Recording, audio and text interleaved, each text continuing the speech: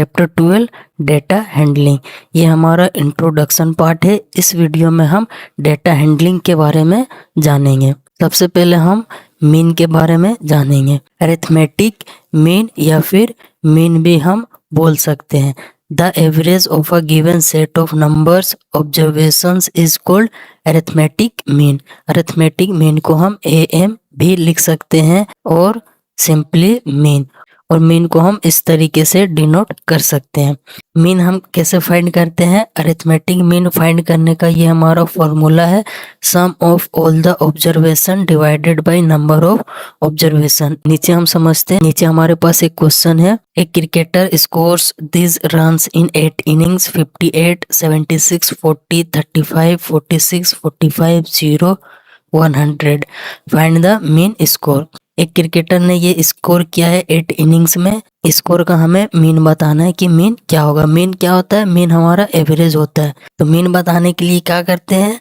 Some of all observation, सभी observation को हम सम कर देते हैं। तो यहाँ पे हमने वही किया है, सभी ऑब्जर्वेशन को यहाँ पे सम कर दिया है और डिवाइडेड बाय कि हमारे पास कितना ऑब्जर्वेशन है, कितना यहाँ पे टोटल हमारे पास 8 ऑब्जर्वेशन है, तो 8 से डिवाइड कर दिए। सबको सम करने के बाद हमारे पास आया है 400 और डिवाइडेड बाय 8। जब 400 को 8 से डिवाइड करेंगे तो ये हमारा आएगा 50।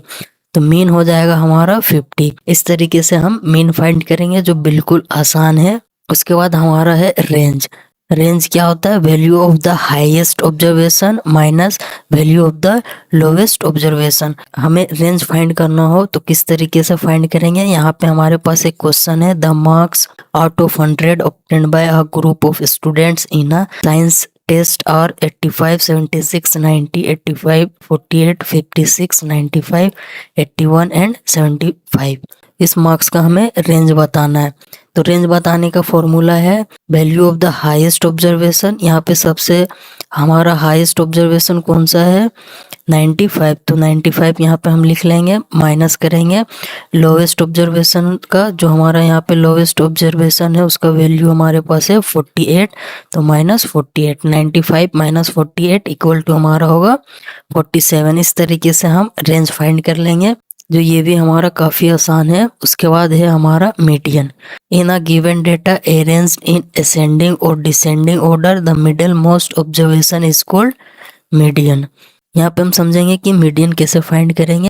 10, 20, 30, 40, 50 इसका हमें मीडियन बताना है।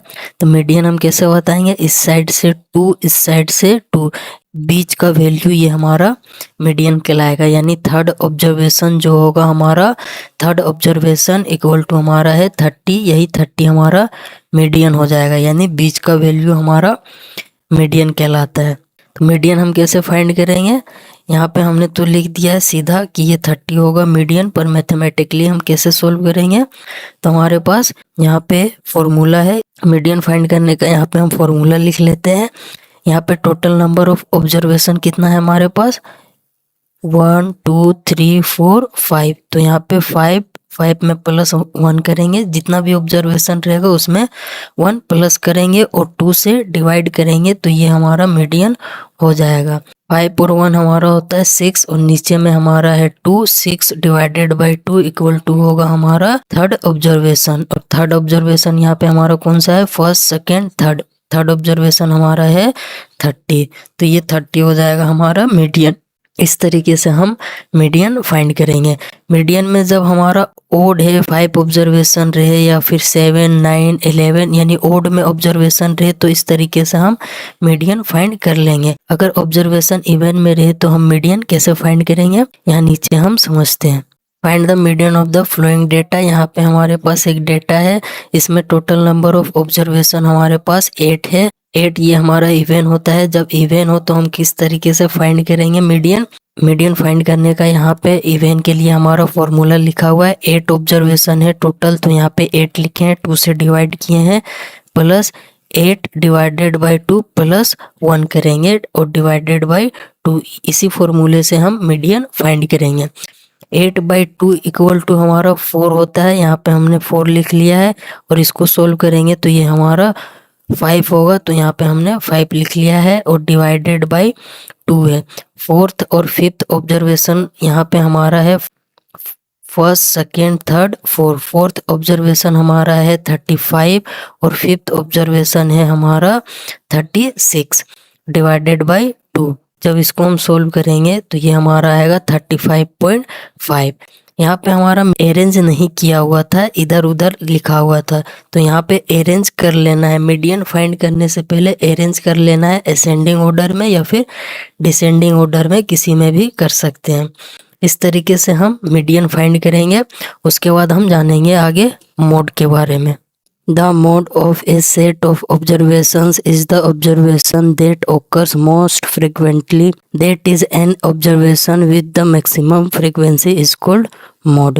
Mode क्या होता है यहाँ पे हम समझते हैं। Find the mode of the flowing data. यहाँ पे हमारे पास डेटा है, इस डेटा का हमको मोड बताना है कि मोड क्या होगा। सबसे पहले हम इनको अरेंज कर लेंगे असेंडिंग ऑर्डर में। उसके बाद सबसे ज़्यादा हमारा यहाँ पे आया है 14 यहाँ पे हमारा 6 टाइम्स आया है। जो सबसे ज़्यादा बार आया है वही हमारा हो जाएगा मोड।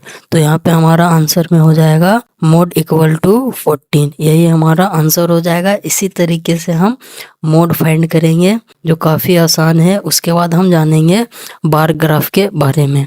यहाँ पे हमारे पास एक क्वेश्चन है, यहाँ पे हमारे पास एक डेटा है, इस डेटा को हमें शो करना है बार ग्राफ पे। तो जानते हैं कैसे हम बार ग्राफ पे इसको डेटा को रिप्रेजेंट करेंगे। ये हमारा ग्राफ बन गया इस क्वेश्चन के लिए। ग्राफ में हमारा क्लास 5th में 135 स्टूडेंट है, क्लास 6 में 120 स्टूडेंट है और क्लास 7 में हमारा 95 स्टूडेंट है और क्लास 8 में हमारा 100 स्टूडेंट है, क्लास 9 में 90 स्टूडेंट है और क्लास 10th में 80 स्टूडेंट है। इस तरीके से हम ग्राफ में डेटा रिप्रेजेंट करेंगे। इसी के साथ हमारा डेटा हैंडलिंग का इंट्रोडक्शन कंप्लीट होता है।